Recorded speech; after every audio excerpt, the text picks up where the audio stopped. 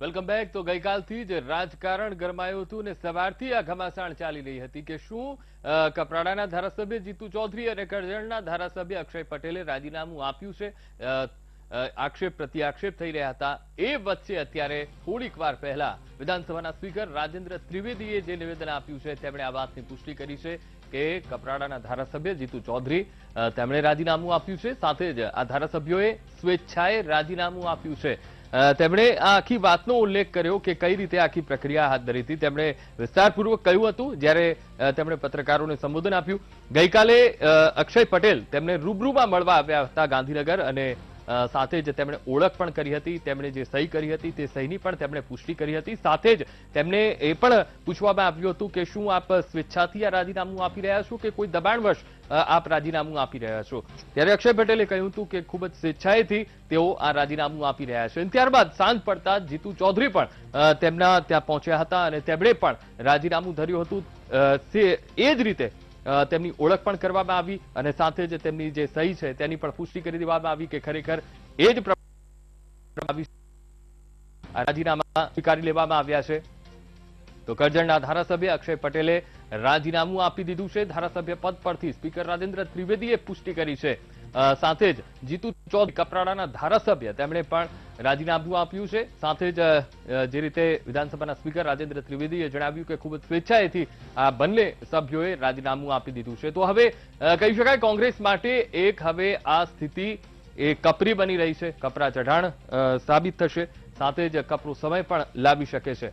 ત્યારે સવારથી જે રીતનું ઘમાસાણ જોવા મળી રહ્યું હતું, આક્ષેપ પ્રત્યાક્ષેપ થઈ રહ્યા હતા, જશે કે નહીં જાય, રાજીનામું આપ્યું છે કે નથી આપ્યું, આ તમામ અટકળો ઉપરથી હવે પડદો ઊંચો થઈ ગયો છે। કારણ કે વિધાનસભાના સ્પીકર રાજેન્દ્ર ત્રિવેદીએ આવીને આ પુષ્ટિ આપી છે કે બંને ધારાસભ્યોએ રાજીનામા આપી દીધા છે અને સ્વેચ્છાએ રાજીનામા આપ્યા છે। એટલે કે હવે જીતુ ચૌધરી અને કપરાડાના ધારાસભ્ય જીતુ ચૌધરી અને કરજણના ધારાસભ્ય અક્ષય પટેલ હવે તેઓ ધારાસભ્ય પદ પર નહીં રહી શકે। તો અત્યારે કોંગ્રેસ માટે પણ ખૂબ જ અત્યારે અઘરી પરિસ્થિતિ સર્જાઈ રહી છે। કારણ કે આગળ હવે 19 જૂને જ્યારે રાજ્યસભાની ચૂંટણી આવી રહી છે ત્યારે ચોક્કસથી એક સંખ્યાબળ પણ બતાવવાનું છે। ગઈકાલે રૂબરૂમાં આવીને અક્ષય પટેલે રાજીનામું આપ્યું અને મેં તેમનું રાજીનામું સ્વીકાર્યું। રાજેન્દ્ર ત્રિવેદી જ્યારે પત્રકારોને સંબોધિત કરી રહ્યા હતા ત્યારે તેમણે આ નિવેદન આપ્યું છે। જણાવી દઈએ આ પહેલા પણ સવારથી એક વાત એવી ચાલી રહી હતી કે અક્ષય પટેલ નારાજ છે, સંપર્ક વિહોણા બન્યા છે। ત્યારે આ બધા વચ્ચે જ્યારે ગઈ વખતે પણ રાજ્યસભાનું ઇલેક્શન હતું ત્યારે પણ તેઓ સંપર્ક વિહોણા બન્યા હતા, પરંતુ તેઓ દિલ્હી ગયા હતા અને દિલ્હી તેમની મુલાકાત અહેમદ પટેલ સાથે થઈ હતી કોંગ્રેસના મોવડી મંડળમાં અને ત્યાં તેમણે પોતાનો પક્ષ રજૂ કર્યો હતો। ત્યારબાદ તેઓ પરત આવ્યા અને સમગ્ર મામલે નિવેદન આપ્યું હતું। પરંતુ અત્યારની જે પરિસ્થિતિ છે તે ખૂબ જ અત્યારે વિકટ થઈ રહી છે કોંગ્રેસ માટે। આજ મુદ્દે આપણી સાથે કોંગ્રેસના નેતા નરેન્દ્ર રાવત આપણી સાથે લાઈવ જોડાઈ ગયા છે। જી નરેન્દ્રભાઈ, હવે તમે કઈ રીતે આ આખી પરિસ્થિતિને જોઈ રહ્યા છો? કારણ કે સવાર સુધી એવું બનાતું હતું કે અક્ષયભાઈ સંપર્ક વિહોણા છે, અક્ષયભાઈ કોંગ્રેસથી નારાજ ચાલી રહ્યા છે। આપે પણ આપણે સવારમાં જોડાયા હતા, કહ્યું હતું કે એવું કંઈ નથી, પરંતુ જ્યારે વિધાનસભાના સ્પીકર તેઓ નિવેદન આપી રહ્યા છે કે તેમણે રાજીનામું આપી દીધું છે, કઈ રીતે આ સમગ્ર આખી ઘટનાને આપ જોઈ રહ્યા છો નરેન્દ્રભાઈ?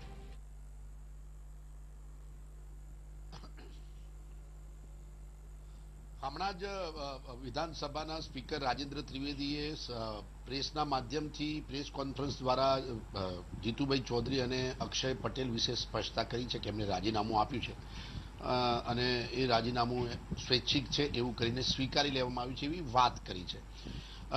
વાસ્તવિકતા એ છે કે જો આ હકીકત હોય તો એમાં અમને કોઈ નવાઈ જેવું છે, કારણ કે જે પ્રકારે ભારતીય જનતા પાર્ટી છેલ્લા કેટલાક વર્ષોથી ભારતીય જનતા પાર્ટીના ચૂંટણીની અંદર જીતાડવા માટે કોંગ્રેસના ધારાસભ્યોને ખરીદ પરોશીના મામલો તો ખૂબ આસમાને ચડી ગયો છે। વાસ્તવિકતા એ છે કે જો એ બે ધારાસભ્યો ગયા હોય તો આપ જાણો છો કે એનું કારણ શું છે કે રાજ્યસભાની ચૂંટણીમાં સંખ્યાબળ ન હોવા છતાં સંખ્યાબળને સેટલ કરવા માટે એમના કોંગ્રેસના ધારાસભ્યોને ખરીદી કોઈ પણ પ્રલોભનો આપીને લઈ જવામાં આવે છે અને એ જ એમના રાજીનામા દ્વારા કોંગ્રેસનું સંખ્યાબળ ઓછું કરી કોંગ્રેસમાંથી જે બે નેતાઓ રાજ્યસભામાં જવાના હતા એમાંથી એક જ જઈ શકે અને ભારતીય જનતા પાર્ટીનો ત્રીજો ઉમેદવાર જીતી શકે એવા પ્રયાસો જે ખૂબ ભ્રષ્ટાચાર રૂપી છે. આપ જાણો છો કે અમારા પક્ષના નેતા અમિતભાઈ ચાવડા, વિધાનસભાના નેતા પરેશ ધાનાણીભાઈએ સ્પષ્ટ રીતે જણાવેલ છે કે જે પ્રકારે ધારાસભ્યોને ધાકધમકી, પ્રલોભનો અને ગુજરાતના જે રિટાયર્ડ થયેલા કે કૈલાસનાથન દ્વારા જે પ્રકારે પ્રવૃત્તિઓ ગુજરાતમાં કરવામાં આવી છે કે જેમને રિટાયર્ડ થયે લગભગ 8-10 વર્ષ થયા, તેમ છતાં નરેન્દ્ર મોદીજીના વિશ્વાસુ તરીકે ગુજરાતની અંદર જે પ્રકારેનું વાતાવરણ એમને બનાવ્યું છે ને એમના દ્વારા જ તો લોકોનો સંપર્ક કરીને કોઈ પણ રીતે કોંગ્રેસના ધારાસભ્યોને તોડીને ભારતીય જનતા પાર્ટીમાં સામેલ કરવાની જે આ ઘટનાઓ છે ખરેખર દુઃખદ છે. આપ પ્રકારે મધ્યપ્રદેશની ઘટના થયેલી છે, એના પહેલા કર્ણાટકની અંદર પણ આ પુનરાવર્તન કરવામાં આવ્યું છે. સામાન્ય રીતે લોકશાહીની અંદર આ પ્રકારની ઘટનાને ખૂબ ગંભીર અને ભ્રષ્ટાચારી ગણવામાં આવે છે અને નૈતિકતાની વિરુદ્ધમાં ગણવામાં આવે છે. પરંતુ ભારતીય જનતા પાર્ટીને હવે શરમ કે શરમ રહી નથી. જે પ્રકારે ખરીદ પરોસીની બાબતમાં ભારતીય જનતા પાર્ટી સત્તામાં આવ્યા પછી જે પ્રકારનું વર્તન કરી રહી છે, જે લોકશાહીની અંદર લોકો સાથે વિશ્વાસઘાત છે. કોંગ્રેસ પક્ષના ધારાસભ્યોને કયા કારણોથી લઈ જવામાં આવે છે અને કયા કારણો એ માર્કેટમાં બતાવે છે, બંને વાતો તદ્દન અલગ હોય છે. સામાન્ય રીતે સત્તાના દુરુપયોગ દ્વારા ધારાસભ્યોને ધાકધમકી કે અન્ય કારણોસર કે પૈસાના પ્રલોભનમાં ખરીદ પરોસી કરવામાં આવે છે, ભૂતકાળમાં સિદ્ધ થઈ ચૂક્યું છે. આપ જાણો છો કે માનનીય અહેમદ પટેલસિંહ અને અમિતભાઈની જે રાજ્યસભાની ચૂંટણી વખતે જે અમે 60 ધારાસભ્યોને બેંગ્લોર અમે રિસોર્ટમાં લઈ ગયા હતા, એ સમયે ધારાસભ્યોને સરકારના પ્રતિનિધિઓ પોલીસ દ્વારા ઉઠાવી લઈ જવાની અને એમને પ્રલોભન આપી કોઈ પણ રીતે રાજીનામું આપવા માટેની ઘટનાઓ બનીને એના પ્રેસ નિવેદન પણ થયેલા છે. આ બધી વાસ્તવિકતાઓ આપની સમક્ષ છે. રાજકારણને એક ખરીદ પરોસી અને ભ્રષ્ટાચારનું સાધન જે બનાવી દીધું છે, ખરેખર ખૂબ દુઃખદાયક ઘટના છે. રાજ્યસભાની ચૂંટણી આવશે અને જશે, પરંતુ જે પ્રકારે ગુજરાતની અંદર છેલ્લા કેટલાય વર્ષથી આપ જાણો છો કે ભૂતકાળની અંદર અમારા કેટલા બધા ધારાસભ્યોને 3-3 કલાકની નોટિસમાં મંત્રીઓ બનાવવામાં આવે છે. શું આ રાજકારણ અત્યારની પરિસ્થિતિમાં આપણે સ્વીકારીએ ખરું? પરંતુ ભારતીય જનતા પાર્ટીને આ બાબતની સહેજ પણ શરમ નથી. એ ખરેખર દુઃખજનક છે. રાજકારણને ભ્રષ્ટાચારના તોલે ખરીદ પરોસીનું એક બજાર બનાવી દીધું છે અને ભારતીય જનતા પાર્ટીએ તો જાણે કે એનો ધંધો હોય. આપ દરેક રાજ્યોમાં આ પ્રકારે પુનરાવર્તન કરી, જે આપ જાણો છો કે પહેલી ગયા વર્ષની ચૂંટણી ગોવાની હોય, મણિપુરમાં તો અને એ બાજુના રાજ્યો નોર્થ ઇસ્ટના રાજ્યોમાં તો આખું પ્રધાનમંત્રી ખરીદી દીધું હતું. ભારતીય જનતા પાર્ટીના નેતાઓ દ્વારા માનનીય શ્રી નરેન્દ્ર મોદી અને અમિત શાહના નેતૃત્વમાં જે પ્રકારે ભ્રષ્ટાચાર અને કરોડો અબજો રૂપિયાની ખરીદ પરોસીના કારણે લગભગ મેં સવારે પણ આપના પ્રેસના ટીવીના માધ્યમથી જણાવેલું હતું કે લગભગ 10-15 વર્ષની અંદર 60 થી 70 ધારાસભ્યો કોંગ્રેસમાંથી ભારતીય જનતા પાર્ટીએ ખરીદીને પોતાના પક્ષમાં લઈને સત્તાનું સત્ર ટકાવી રાખવાનો પ્રયાસ કર્યો છે. આજની પરિસ્થિતિમાં આ જે બે ખરેખર ઘટના છે. અમે એને જે પ્રકારે એમણે રાજીનામું કયા કારણોથી આપ્યું છે એ બાબતો સ્પષ્ટ નથી અને મોનોટોનસ રીતે જે પ્રકારે રાજેન્દ્ર ત્રિવેદી સાહેબે કહ્યું કે સ્વૈચ્છિક રીતે રાજીનામું આપ્યું છે, કોઈ ધાક ધમકીથી નથી આપ્યું, એ પ્રકારે, પરંતુ વાસ્તવિકતા આખી અલગ છે કે ગુજરાતના રાજકારણમાં જે પ્રકારે કોંગ્રેસના ધારાસભ્યોને ખરીદીને ભારતીય જનતા પાર્ટીમાં પ્રવેશ લઈ પોતાની સત્તા ટકાવી રાખવાનો જે પ્રયાસ ખરેખર ગુજરાતની રાજનીતિ માટે કલંકરૂપ છે અને આ બાબતને અમે સખ્ત શબ્દોમાં વખોડી કાઢીએ છીએ. રાજ્યસભાની ચૂંટણીમાં સંખ્યાબળમાં ધારાસભ્યના કારણે 2 ધારાસભ્યોનો ઓછા થવાના કારણે ગણતરી આખી રીતે થાય અને જે ભારતીય જનતા પાર્ટી પાસે પોતાનું સંખ્યાબળ ન હોવા કોંગ્રેસનું સંખ્યાબળ ઓછું થાય અને એમના ત્રીજા ઉમેદવારની જીત થાય એવા જે આ પ્રયાસો એ ખરેખર સંપૂર્ણ રીતે ભ્રષ્ટાચારથી ભરેલા છે, રાજકીય રીતે લોકશાહીને કલંકરૂપ છે અને આ બાબતને અમે સ્પષ્ટ રીતે વખોડી કાઢીએ છીએ. આ બાબતે પાર્ટીનું હાઈકમાન્ડ, પાર્ટીના કોંગ્રેસના નેતાઓ વર્ષોથી ભારતીય જનતા પાર્ટીની આ નીતિથી કે જે લોકોના પૈસે ભ્રષ્ટાચાર કરી કોંગ્રેસના નેતાઓને ખરીદવાનો જે પ્રયાસ કરી રહ્યા છે. હેલો, જી બિલકુલ અવાજ આવી રહ્યો છે.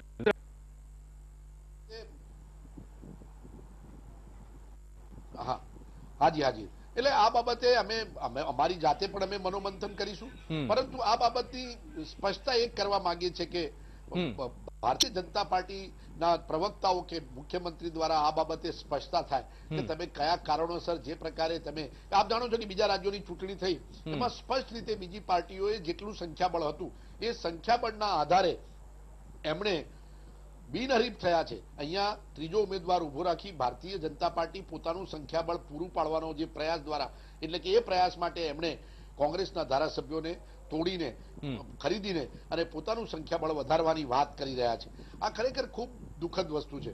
પરંતુ છેલ્લા કેટલાય રાજ્યોની અંદર જે પ્રકારે ભારતીય જનતા પાર્ટીએ પ્રયત્ન કરેલો છે આપ પણ જાણો છો. આ બાબતમાં અમારે સ્પષ્ટતા કરતા દર વખત આવવું પડે એ ખરેખર દુઃખદ ઘટના છે.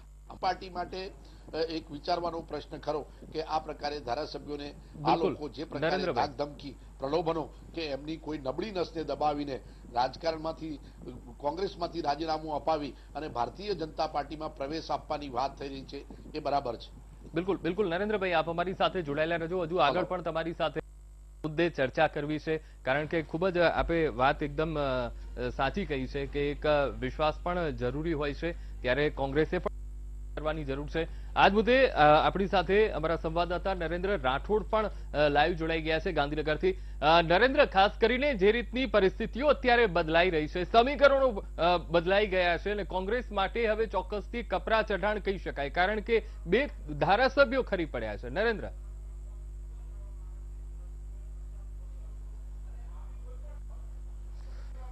અંકુર, અત્યાર સુધી સ્થિતિ એ હતી કે જ્યાં કોંગ્રેસ પોતાની સભ્ય સંખ્યાબળ અને અન્ય જે અપક્ષ કેન્ડિડેટ છે એના થકી સ્પર્ધાની અંદર કમસે કમ જોવા મળતું હતું અને થોડો ઘણો આધાર જે છે બીટીપી પર જોવા મળતો હતો. પરંતુ સમગ્ર રાજ્યસભાનું જે ગણિત છે, કારણ કે અક્ષય પટેલ અને જીતુ ચૌધરી જે છે એ બંનેના રાજીનામા જે છે એ આવી ચૂક્યા છે અને એના જ કારણે જે રાજ્યસભાનું ગણિત છે એ સ્પષ્ટ થઈ ગયું છે અને એની અંદર એક બાબત સ્પષ્ટ એ બાબત અત્યારે હાલ એ જોવા મળી રહી છે કે બીટીપીના જે બે એમના જે ધારાસભ્યો છે એમના મત જે છે એ જે ફાઇનલ કરશે કે જે એક વધારાનો ઉમેદવાર છે, 4 બેઠક છે અને 5 કેન્ડિડેટ છે, એ કેન્ડિડેટ છે, ચાહે નરહરી અમીન હોય કે પછી એ બેમાંથી કોણ કરશે કે જી બિલકુલ નરેન્દ્ર, સમગ્ર માહિતી સાથે જોડા બદલ આપનો આભાર. આગળ પણ આપની પાસેથી અમે અપડેટ મેળવતા રહીશું. આજ મુદ્દે આપણી સાથે કોંગ્રેસ નેતા નરેન્દ્ર રાવત પણ વડોદરાથી લાઈવ જોડાયા છે. જી નરેન્દ્રભાઈ, ખૂબ જ એક પ્રશ્ન એ પણ ઉભો થાય છે વિશ્વાસનો, કારણ કે તમને ખબર છે નરેન્દ્રભાઈ, કોઈ પણ પાર્ટી ત્યારે જ એ ધારાસભ્ય પદ ઉપર એક ટિકિટ આપે છે કે જ્યારે એક વિશ્વાસ સંપાદન થતું હોય છે. હવે કોંગ્રેસે ચોક્કસથી એક મંથન કરવું પડશે.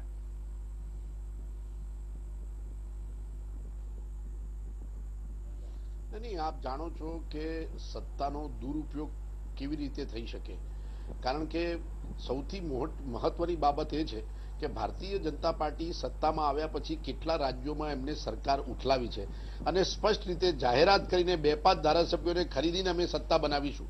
શું એ રાજકારણ આપણને સ્વીકાર્ય છે ખરું?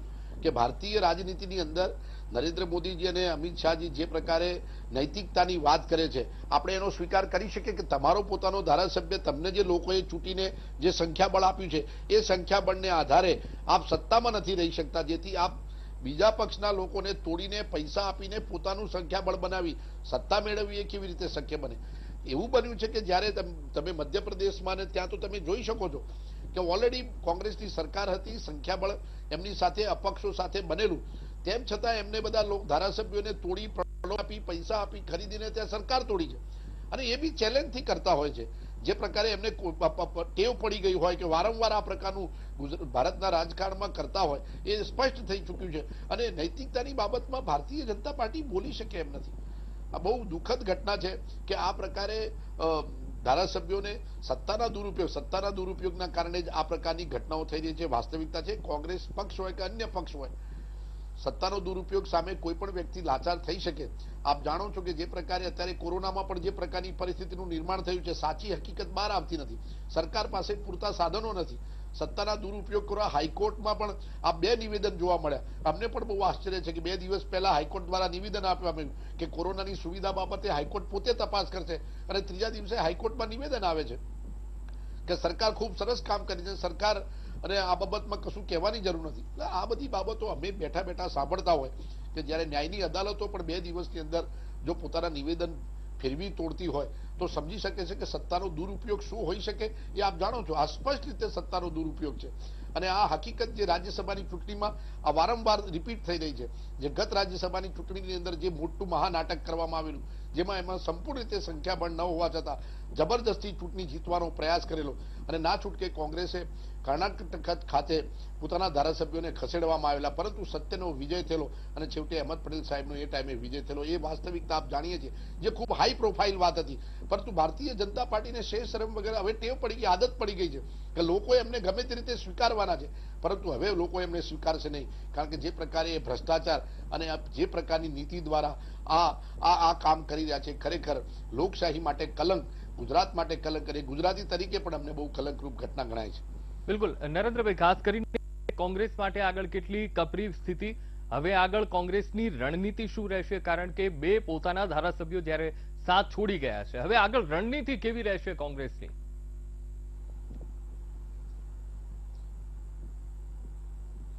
રણનીતિ તો સ્પષ્ટ છે કે જે પ્રકારે કોરોનાની મહામારીમાં અત્યારે અમે લોકોની પડખે છે, લોકોનો જીવ બચાવવાને સરકાર સંપૂર્ણ રીતે નિષ્ફળ ગઈ છે. ચોથું લોકડાઉન પછી એ સમજણ નથી પડતી કે સંક્રમણ વધ્યા પછી સંપૂર્ણ રીતે લોકડાઉન આવી રહ્યું છે. આની પાછળ આપ જોવો છો કે જે કેસોની સંખ્યા લોકડાઉન ખોલ્યા પછી એકદમ વધી છે અને એ સંક્રમણ વધવાની સાથે સંપૂર્ણ રીતે સરકારની સંપૂર્ણ નિષ્ફળતા, સરકારે લોકોને પોતાની જાત આત્મનિર્ભર એટલે કે પોતાના મોતને હવાલે સોંપી દીધા છે. આ ખૂબ આશ્ચર્યજનક ઘટના છે. દુનિયાના કોઈ દેશોમાં જ્યારે સંક્રમણ વધતું હોય એવા સમયે લોકડાઉન ખોલી દેવો એવું તો પહેલો નિર્ણય છે. અને બીજી વાત એ છે કે આ સંપૂર્ણ નિષ્ફળતાના કારણે જે ભવિષ્યમાં પરિસ્થિતિનું નિર્માણ થવાનું છે, એમાં ચોક્કસથી ભારત દેશ પ્રજા પાર્ટીને કેન્દ્રીય ભાજપ સરકારને માફ આપવાની નથી, એ સ્પષ્ટ છે. કારણ કે હું સ્પષ્ટ જણાવું છું કે નરેન્દ્ર મોદીજીની સરકાર અને રૂપાણીની સરકારે સામાન્ય માણસને શું આપ્યું એ મોટો પ્રશ્ન છે. અને આ જોતા ભવિષ્યની રાજનીતિ આખી ચેન્જ થશે. મને ચોક્કસથી લાગે છે કે ભારતીય જનતા પાર્ટી આવતી ચૂંટણીની અંદર આ પ્રજા ક્યારેય માફ કરવાની નથી. કારણ કે જે ગાળામાંથી પસાર થઈ રહ્યા છે તે આર્થિક મુશ્કેલી અને બીજી મુશ્કેલી, અત્યારે અમે એક જ કરીશું. કદાચ રાજ્યસભાની ચૂંટણીમાં પરિણામ અમારી તરફેણમાં આવે પણ આવે, સત્તાના સૂત્રો તો હમણાં લેવા. લોકસભાની ચૂંટણી હમણાં પતી છે, રાજ્યસભાની ચૂંટણીને હજી 2000 વિધાનસભાની ચૂંટણીને 2022માં છે. તો અમે સત્તા પાછળ છીએ નહીં. અત્યારે તો અમે રાજનીતિ કરતા લોકોનો જીવ બચાવો, કોરોનાની સામે રક્ષણ મેળવવું અને તમામ લોકો આમાંથી સુરક્ષિત રહે એ માટે પ્રયત્નો કોંગ્રેસ પક્ષ કરી રહી છે અને લોકોને મદદ કરવા માટે મેદાને છે. સરકારની ખામીઓ, સરકારની ટેસ્ટિંગ કરવાની પદ્ધતિ, ગઈકાલે પ્રતિપક્ષના શંકરસિંહ વાઘેલાએ પણ જે પ્રકારે પ્રેસ કોન્ફરન્સ કરી ટેસ્ટિંગ સુવિધાઓની બાબતમાં ખૂબ મોટો પર્દાફાશ કર્યો. આવી તમામ બાબતો સમગ્ર લોકો જાણી રહ્યા છે કે ભારતીય જનતા પાર્ટીને લોકોની પડી નથી.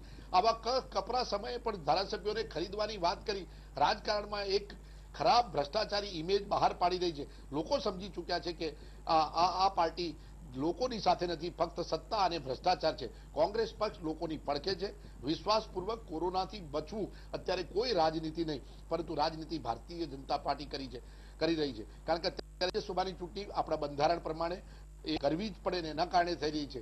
અને એ સમયે ભારતીય જનતા પાર્ટીને લોકોની ચિંતાને બદલે કરોડો રૂપિયા ખર્ચી ધારાસભ્યોને પોતે ચૂંટણી જીતવાનો જે પ્રયાસ કરી રહી છે, ખરેખર ખૂબ દુઃખદ ઘટના છે.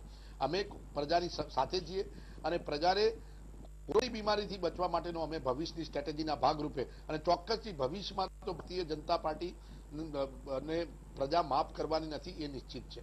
બિલકુલ નરેન્દ્રભાઈ, આપ અમારી સાથે જોડાયેલા રહેશો. આગળ પણ તમારી સાથે આ જ મુદ્દે ચર્ચા કરવી છે. ઘણા બધા નવી વસ્તુઓ આ મુદ્દે તમારી પાસેથી જાણવી છે કે અત્યારે કોંગ્રેસની સ્થિતિ શું છે. દર્શક મિત્રો, આપ પણ જોડાયેલા રહેજો. ચર્ચા યથાવત રહેશે. સમય થયો છે બ્રેકનો. બ્રેક.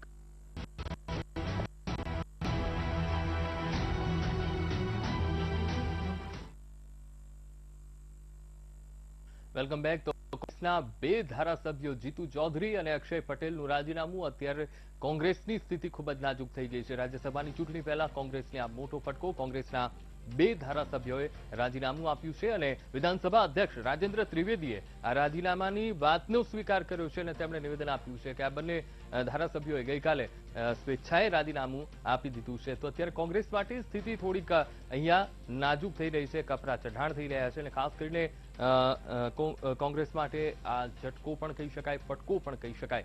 કારણ કે હવે આગળ શું કરવું તે મુદ્દે પણ કોંગ્રેસે એક વિચાર કરવો પડશે.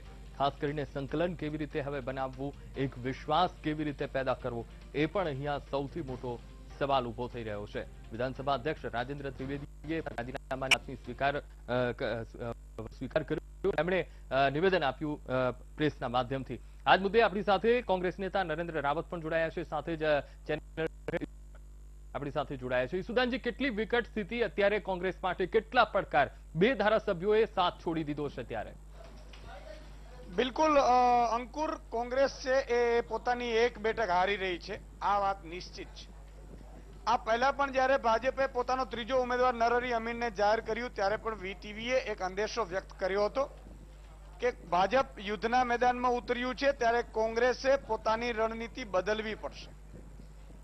પણ કોંગ્રેસ પણ જશે તો કઈ રીતે જશે, એક સવાલ હતો. કારણ કે જનારને કોણ રોકી શકે છે એ પણ એક સવાલ છે. કોંગ્રેસની જૂથબંધી છે એ પણ ક્યાંક ને ક્યાંક કોંગ્રેસને નડી રહી છે. આમાં 2 વાત છે. ભાજપમાં જઈ રહ્યા છે કોંગ્રેસના ધારાસભ્યો, કેમ જઈ રહ્યા છે? 3, યા તો ભાજપની ઓફર એવી આકર્ષક હોય, હું ઓફરની વાત કરું છું, આપણે ખબર નથી, આ તો અંદેશો છે કે ભાજપની ઓફર એવી આકર્ષક હોય, ઈ ઓફર એવી પણ હોય કે ફરીથી તમને ટિકિટ પણ આપી શકીએ છીએ. ઈ ઓફર મંત્રી પદની પણ હોઈ શકે છે, જેમ જવાહર ચાવડાને કુંવરજી બાવળિયાને રાતોરાત બનાવ્યા. એ ઓફર ત્રીજી કોઈ કારણની પણ હોઈ શકે છે. આ ઓફરની વાત રહી. બીજું કે કોંગ્રેસ પોતાની નબળી નેતાગીરી, કોંગ્રેસને પોતાના લોકોને સાચવતા ન આવડતો હોય એ, અને કોંગ્રેસની જૂથબંધી, આ કોંગ્રેસ તરફથી આ બીજા 3 કારણો છે કે જેના કારણે સમજો કે ધારાસભ્ય કોઈ જતું હોય તો સમજો જીતુ ચૌધરી જતા હોય તો ત્યાંના કોંગ્રેસ આગેવાનો એક્ટિવ થઈ જાય, ભલે જાય, એવું બની શકે. અક્ષય પટેલમાં પણ એવું બની શકે. બીજી બાજુ એવું પણ થાય કે ભાઈ કોંગ્રેસના જીતુ ચૌધરી છે, ઘણા સમય હવે ટિકિટ કપાવવાની શક્યતાઓ છે, એટલે એને ટિકિટની માંગણી કરીને મંત્રીપદની માંગણી કરી હોય. બધું પોસિબલ એટલા માટે છે કે આપણે જોયું છે કે ભાજપે જયારે ભાજપને એટલું આપશે, એનાથી વધારે ભાજપ એક નયો પૈસો પણ ભાજપ બગાડે નહીં, એવી આપણે ભૂતકાળમાં જોયું છે. જેમ કે અલ્પેશ ઠાકોરને મંત્રીપદ પહેલા આપી જાય તો અલ્પેશ ઠાકોર જીતી શકે એમ હતું કુંવરજી બાવળિયાની સામે, પણ એટલી અલ્પેશ ઠાકોરની જરૂર નહોતી. અલ્પેશ ઠાકોરની જરૂર માત્ર એ જે હંગામા કરતા હતા, દારૂ ઉપર રેડો પાડતા હતા, સ્કૂલો ઉપર રેડો પાડતા હતા, દારૂને લઈને, કારણ કે અલ્પેશ ઠાકોર ભાજપમાં આવી જાય તો આ બધું ચૂપ થઈ જાય, એક એ કારણ હોઈ શકે. એટલે અલ્પેશ ઠાકોરની એટલી જ જરૂર હતી કે આવે અને હારે, કદાચ એવું માની શકાય. ધવલસિંહ ઝાલા એ અલ્પેશ ઠાકોરની સાથે ગયા, એમાં ભરાઈ ગયા. ધવલસિંહ ઝાલાની આમ ઈચ્છા નહોતી. તમે જુઓ શંકરસિંહના હાલત શું થયા. શંકરસિંહ વાઘેલા એ જ શંકરસિંહ વાઘેલા છે જે 2017 ચૂંટણી પહેલા બધા ધારાસભ્યોને કહેતા હતા તમે આવી જાઓ, આપણે આમ કરી દઈએ. અત્યારે શંકરસિંહની શું હાલત છે અને પુત્રની શું હાલત છે. ભાજપ પક્ષ છે એ પૂરેપૂરી ચાણક્ય નીતિથી રાજનીતિ કરી રહ્યું છે. ભાજપની રાજનીતિને આ લોકો હજી ઓળખી નહીં શકે, બીજા પક્ષના લોકો, અથવા તો એ વામણા પુરવાર થાય છે. અને એટલા માટે તમે જુઓ ઉત્તર પ્રદેશ છે, જ્યાંથી મોટા ભાગે પ્રધાનમંત્રી જાય, નરેન્દ્રભાઈ 26 બેઠક ગુજરાતની છે, પ્રધાનમંત્રી બનીને બતાવ્યા, બીજી વખત બનીને બતાવ્યા. અમિતભાઈ શાહ ચાણક્ય કહેવાય છે, એમણે કેટલાય ઓપરેશનો પાર પાડ્યા. કેટલાય ધારાસભ્યો છે એ અમિતભાઈ ફોન કરે એટલે ધારાસભ્ય કોંગ્રેસનો તૂટી શકે, એટલી પકડ છે એમની, એવી ચર્ચા છે, આપણે બહુ ખબર નથી. તો સ્પષ્ટ છે કે કોંગ્રેસે પોતાની નેતાગીરી માંથી બહાર આવવું પડશે, કોંગ્રેસના નેતાઓએ કાર્યકર્તા બનવું પડશે. બીજી વાત કે કોંગ્રેસના નેતાઓને હવે એક ફૂલ ફ્રીડમ યા તો આપવાનું 6 મહિના, અથવા તો એની પાસેથી ફ્રીડમ કાપી લેવાની. કોંગ્રેસના શું થાય છે કે માની લો કે કોઈ વ્યક્તિ આગળ આવે, સ્થાનિક જે નેતાઓ છે પોતે પ્રાદેશિક નેતાઓ, એટલે નેશનલ નેતાઓ એને કદાચ આગળ નીકળી જશે તો, એટલે ત્યાં સોનિયા ગાંધી રાહુલને પહોંચે, એટલે ત્યાંથી મેસેજો આવે તમે અલ્પેશ ઠાકોરને બચાવી ન શક્યા, નહીં તો તમારા માટે મોટો હતો. ત્યારે ભલે અલ્પેશ ઠાકોર હારી ગયા કારણ કે પક્ષ પલટાના કારણે, એટલે આ એક ઘટના છે, એના કારણે હારી રહી છે. ભાજપ ત્રીજી બેઠક એટલા માટે જીતી રહી છે કે હજી જો એક આપણે ગણતરી કરીએ તો અત્યારે ભાજપ પાસે 103 બેઠક નો, કોંગ્રેસ પાસે 66 છે.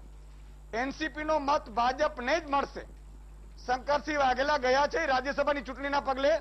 શંકરસિંહ વાઘેલા આજે પ્રેસ કોન્ફરન્સ કરવાના હતા, નારાજ છે. શું કામ નારાજ છે ખબર છે? એવો અંદેશો વ્યક્ત કરવામાં આવી રહ્યો છે કે શંકરસિંહ વાઘેલાએ એનસીપીના ધારાસભ્યને કોંગ્રેસને મત આપવાનું કહ્યું હોય, શરદ પવારે પ્રદેશ અધ્યક્ષને જયંતિ બોસ્કીને પ્રદેશ અધ્યક્ષ નિયુક્ત કરી દીધા. શંકરસિંહ વાઘેલાએ પોતાના ટ્વિટર ઉપરથી એનસીપી ના હતા એ પાછા હટાવી લીધા, જેમ રાહુલ ગાંધીને અનફોલો પહેલે કર્યા હતા, પેલું જે હતું ત્યારે કોંગ્રેસમાં હતા ત્યારે. એટલે આ ઘટના હંમેશા વિચારવા જેવી છે. એટલે શું થવાનું હતું, એનસીપી નો મત છે એ ભાજપને જાય છે એ નક્કી થવાનું છે. આ વીટીવી અત્યારે દર્શકોને કહી જ રહ્યું છે, સંભાવના નહીં, મત એનસીપી નો મળશે. સવાલ છે બીટીપી ની. બીટીપી અત્યારે આંદોલન કરી રહ્યો છે, બીજી બાજુ બીટીપી ને કોંગ્રેસ તરફથી પણ એક દગો મળ્યો હોવાની પણ વાતો થઈ રહી છે. ભાજપ સામે બીટીપી પડી રહ્યું છે, કેવડિયા આંદોલન છે, આદિવાસીઓ આંદોલન છે, એને લઈને બીટીપી ના જે મહેશ વસાવાના પુત્ર બંને, છોટુ વસાવા અને બાપ બેટો, એ બંને બિલકુલ. પોતે અત્યારે પ્રેશર ટેકનિક અપનાવી રહ્યા છે. પણ માની લો કે બીટીપી નહીં માને તો પણ 3 બેઠક સિક્યોર થાય છે. અને કદાચ હજી એક બિલકુલ. તૂટતી હશે ને તો ભાજપમાં એક કેપેસિટી છે, હજી એક ધારાસભ્ય ભાજપ અત્યારે સાંજે ઓપરેશન પાર પાડી શકે. બિલકુલ. આ મેં કહ્યું એમ એના કારણો છે. મધ્યપ્રદેશની સરકાર ત્યાં સુધી ટકી રહી જ્યાં સુધી રાજ્યસભાની ચૂંટણી ના આવી. રાજ્યસભાની ચૂંટણી આવી એટલે મધ્યપ્રદેશની સરકારને પાડી દીધી. આનો અર્થ એ સ્પષ્ટ થયો કે કોંગ્રેસે પોતાની મજબૂત પકડ બનાવવી પડશે. કોંગ્રેસના નેતાઓ પાસેથી રિઝલ્ટ માંગો, પણ બિલકુલ. ફ્રીડમ આપો. કોંગ્રેસના નેતાઓને પૂછીને પગલા ભરવાના હોય. ભરતસિંહને જે આક્ષેપ થયો હતો બેન ઉપર, બેને જે ધારીના જે જેવી કાકડિયાના પત્નીએ આક્ષેપ કર્યો હતો, આ બધી ઘટનાઓ છે એ કોંગ્રેસને ડુબાડવાની છે. બિલકુલ બિલકુલ બિલકુલ બિલકુલ બિલકુલ. ઈશુદાનજી, આપને અટકાવવા માંગીશ, આપ જોડાયેલા રહેજો. નરેન્દ્રભાઈ, આપ પણ જોડાયેલા રહેજો. આગળ પણ હજુ આ જ મુદ્દે ચર્ચા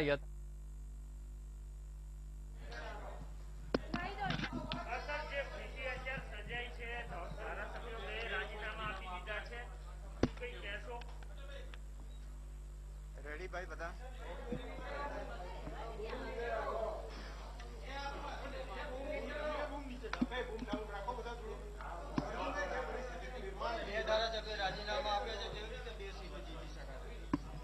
આખું વિશ્વ છે એ બીજા વિશ્વયુદ્ધ પછી સૌથી મોટો મહામારીનો સામનો કરી રહ્યું. ભારત પણ 1971 પછીના ભારત પાકિસ્તાન યુદ્ધ પછી ભારતના નાગરિકો આ મોટું યુદ્ધ લડી રહ્યા છે. આ યુદ્ધની આગેવાની ભારતીય જનતા પાર્ટીની રાજ્ય સરકાર અને કેન્દ્ર સરકારે લેવાની. દુર્ભાગ્ય એ છે કે શરૂઆતથી જ ભારતીય જનતા પાર્ટી કોરોના સામે લડાઈ કરવાને બદલે પ્રધાનમંત્રીનો ચહેરો કેમ ચમકે વિશ્વની અંદર એની ચિંતા કરતું હતું.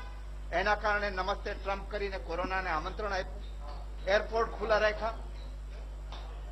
એના પછી પીએમ કેર ફંડના નામે અબજો કરોડો રૂપિયા ભેગા કર્યા.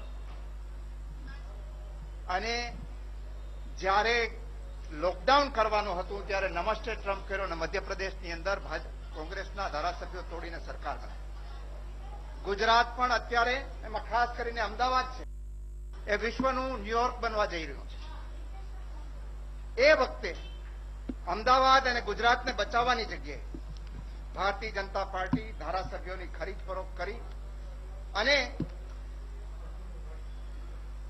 રાજ્યના નાગરિકો છે એને ભગવાન ભરોસે છોડી રહ્યા છે. આવે સમયે પણ ભારતીય જનતા પાર્ટી રાજનીતિ કરવાનું છોડતી નથી. અબજો રૂપિયા જે કમાણી કરી છે એ કમાણી આ રાજ્યસભાની એક નવી સીટ નક્કી કરવા માટે પોતાનું આખું વહીવટી તંત્ર, ભારતીય જનતા પાર્ટીના બધા જ પદાધિકારીઓ, સરકારી કર્મચારીઓની મદદ લઈને પ્રધાનમંત્રીથી શરૂ કરીને અમિત શાહ સુધીના તમામ લોકો આ ખરીદ ફરોખના ધંધામાં પડેલા છે. હું માનું છું કે માનવ જાતના ઇતિહાસની અંદર આ રીતે ક્રૂર રીતે રાજનીતિ કરનારા ભારતના ઇતિહાસમાં ક્યારેય મળશે નહીં. અને ભારતની જનતા અને ગુજરાતની જનતા આવા લોકોને ક્યારેય માફ કરવાની. કોંગ્રેસ છે એ 2 ધારાસભ્યો આમ જાય કે તેમ જાય એનાથી કશો ફરક પડવાનો નથી. 130 વર્ષ કરતા જૂનો પક્ષ છે. પરંતુ ભારતીય જનતા પાર્ટીના સંસ્કાર છે કે સ્મશાનની અંદર પણ રાજનીતિ કરવી. એને ભારત આવનારા દશકાઓ સુધી ભારતની જનતા યાદ રાખવાની છે. નમસ્કાર. 2 સીટો કેવી રીતે જીતી શકાય છે? હવે રાજીનામા પડ્યા છે, 1 સીટ જ જીતવા માટે સંખ્યા બળી. અને એ બાબતે ચર્ચા કરીશું બધાની સાથે મળીને. અને મને વિશ્વાસ છે કે ભારતીય જનતા પાર્ટીના હાથકંડા અગાઉ પણ જ્યારે અહેમદભાઈ સાહેબની જ્યારે ચૂંટણી હતી એ વખતે પણ એને તિજોરી ખુલ્લી મૂકી હતી, છતાં અમે એક સીટ જીતા હતા. અમે આમાં પણ અમારા ભરપૂર પ્રયાસો કરીશું અને ભારતીય જનતા પાર્ટીના નાણાંની શક્તિને પરાજિત કરવાનો કોશિશ કરીશું. Thank you.